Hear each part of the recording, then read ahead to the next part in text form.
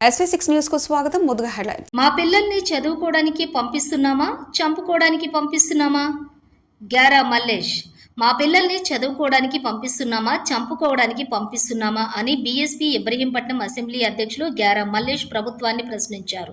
యాదాద్రి భువనగిరి జిల్లా కేంద్రంలోని సాంఘిక సంక్షేమ గురుకుల పాఠశాలలో కలుషిత ఆహారం తిని అస్వస్థతకు గురై మృతి చెందిన 6వ తరగతి చదువుకునే విద్యార్థి ప్రశాంత్ కుటుంబాన్ని రాష్ట్ర ప్రభుత్వమే అన్ని విధాలుగా ఆదుకోవాలని బీఎస్పీ ఇబ్రహీంపట్నం అసెంబ్లీ అధ్యక్షులు గారా మల్లేష్ రాష్ట్ర ప్రభుత్వానికి విజ్ఞప్తి చేశారు. ఇటీవల గురుకుల పాఠశాలలో తరచూ ఇలాంటి సంఘటనలు రాష్ట్ర వ్యాప్తంగా జరుగుతూనే ఉన్నాయని అన్నారు. ప్రభుత్వం దీనిపై దృష్టి సారించడం లేదని, ప్రభుత్వ అధికారులు పర్యవేక్షణ లోపమే దీని యొక్క కారణమని అన్నారు.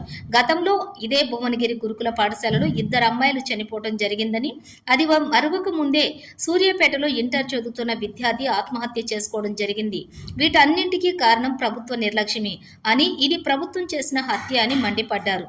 చనిపోయిన కుటుంబాన్ని అన్ని విధాలుగా ఆదుకోవాలని, లేకపోతే కాంగ్రెస్ ప్రభుత్వంపై బీఎస్పీ ఆధ్వర్యంలో పెద్ద ఎత్తున ఉద్యమం చేపడతామని హెచ్చరించారు. బీఎస్పీ డిమాండ్స్: మృతి చెందిన విద్యార్థి కుటుంబంలో ఒకరికి ప్రభుత్వ ఉద్యోగంతో పాటు 50 లక్షల ఎక్స్గ్రేషియా ఇవ్వాలి.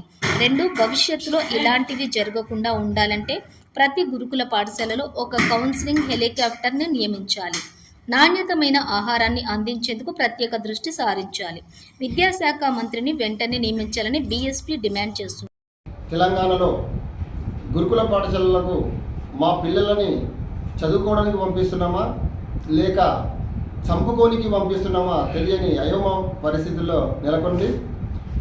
భువనగిరి గురుకుల పాఠశాలలో కాంగ్రెస్ ప్రభుత్వం ఏర్పడ్డాక ఇదే భువనగిరి సాంఘిక సంక్షేమ హాస్టల్లో 2 పేద బిడ్డలు చనిపోవడం జరిగింది. అది మరొక ముందే సూర్యాపేటలో ఒక ఇంటర్ విద్యార్థి చనిపోవడం జరిగింది. అది మరిచిన కొన్నాళ్ళకే నిన్నగాక మొన్న 2 రోజుల క్రితం 26 మంది విద్యార్థులకు ఫుడ్ పాయిజన్ అయితే కనీసం మీడియాకు కానీ అధికారులకు కానీ సమాచారం ఇవ్వకుండా ఏవేవో మందులు ఇచ్చి వాళ్ళకి ఇబ్బంది పెట్టి సీరియస్ ఉందని చెప్పేసి ప్రైవేట్ హాస్పిటల్కి తీసుకుపోయిన పరిస్థితి మనం నిన్నదాకా చూసినాం. పోచంపల్లి మండలం జీబ్లాక్పల్లి గ్రామంలో చినలచ్చి ప్రశాంత్ అనే యువకుడు 6వ తరగతి చదువుతుండు.